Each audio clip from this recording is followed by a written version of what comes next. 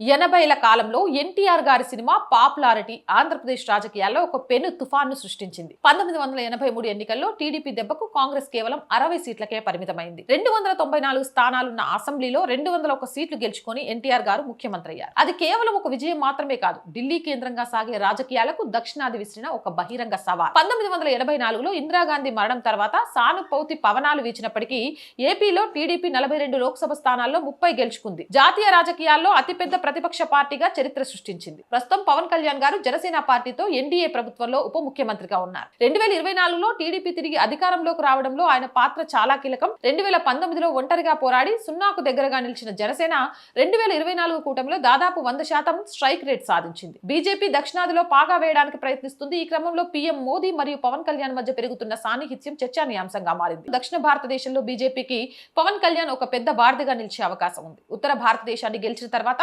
దక్షిణాది కోసం బీజేపీ ఎలాంటి వ్యూహాలు రచిస్తుందో వేచి చూడాలి.